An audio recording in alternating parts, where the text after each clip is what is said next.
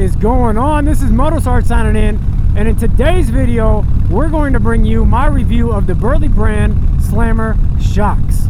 So let's roll that intro and get on with today's video. Hard work, hard work, you pack them for shoot. Hard work, you load them up. Hard work, man. Well, all right, welcome back. Thank you for tuning in to another video.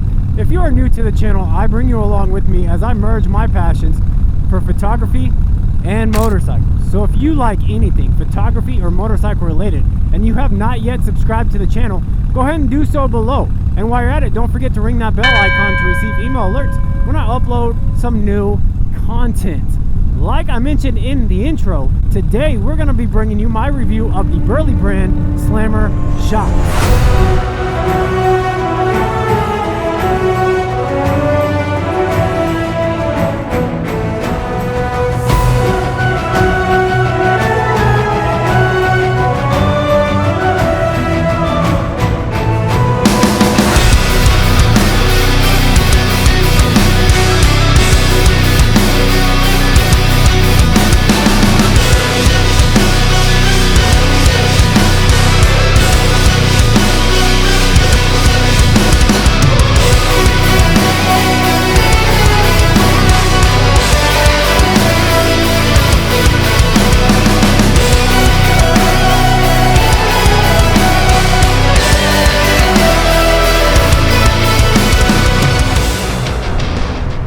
This is probably one of the most popular questions I get asked on any of my social media platforms, whether it's here on YouTube, Instagram, or Facebook. You know, what it is that I have done to the rear end of my Dyna.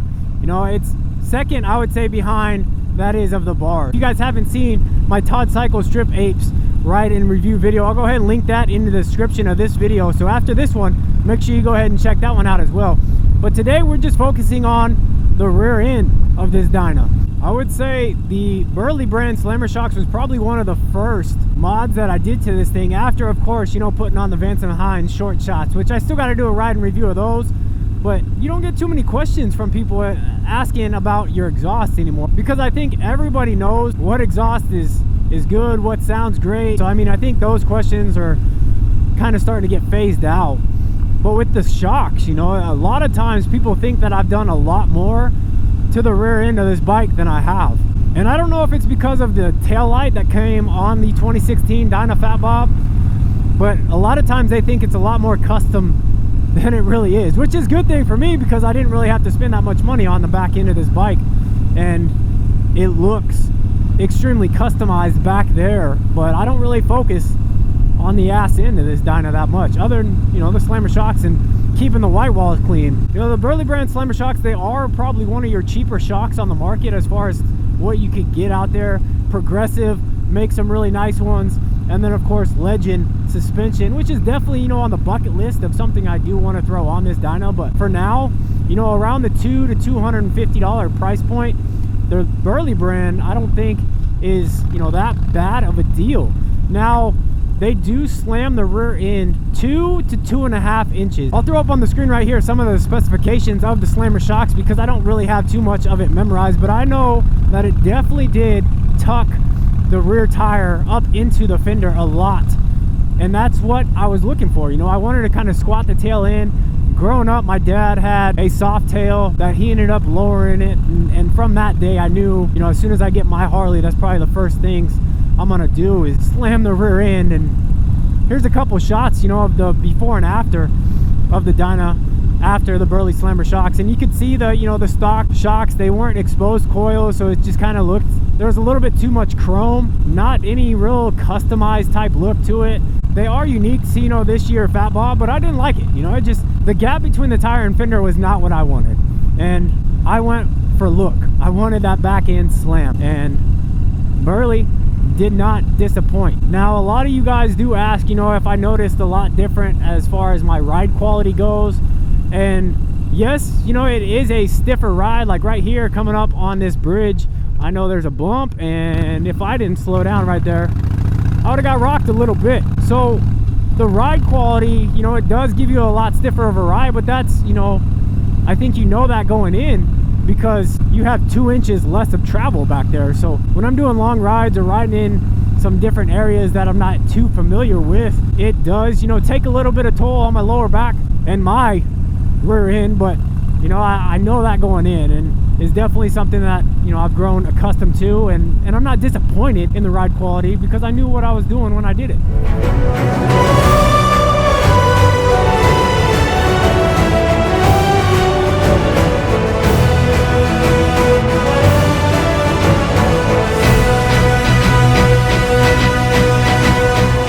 Now the installation of these things was just, it was extremely easy. You know, I did have to go and invest in a motorcycle jack because I didn't have one when I first got this bike.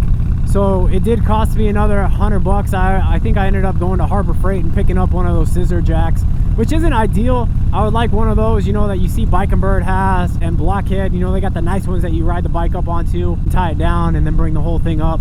Eventually I'd like to get on their level with those, but you know, I just did one of those scissor jacks, got it up underneath. I did secure the front end, you know, it tied down, so it wasn't unsafe, and I wasn't gonna lay over my Dyna. But it's just 4 bolts, and the old shocks come off, the new shocks go on, tighten the bolts to specs, and then you drop the jack, and that's it. Installate super easy, right? Like super easy. But one thing I will tell you, that if you're looking at doing the Burly Brand Slammer Shocks, I would, before you drop your lift back down, make sure that you remember to put like a 2x4 or something underneath your back tire. So that way when you're dropping it back down, you're dropping it down to the same height as it was. Let's go left.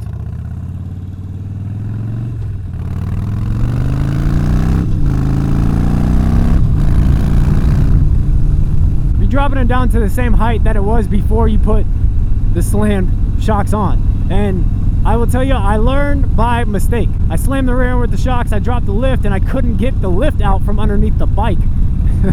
Stupid things like this happen whenever you're, you know, wrenching and you're not used to wrenching. But, you know, I figured it out. I jacked it back up. I put a 2x4 underneath, lowered the jack, and was able to slide the jack out, and then just rolled the bike right off the 2x4. So it wasn't too bad. I just had a little bit of a hiccup. So hopefully, you know, my hiccup doesn't become your hiccup, and you watch this video and you end up buying the shocks. And don't make that same mistake. Let's say overall, my, you know, review or my opinion of these things hasn't changed since day one. I was really excited to get them. I was really excited to install them, and then I've been extremely happy with how they look and what they're doing as far as my overall look and aesthetics of what I'm going for on my Dyna. Now with, you know, the Memphis Shades Road Warrior fairing, most of the time people jack up the back end because they stunt their Harley and stuff, but I got a wife, 5 kids.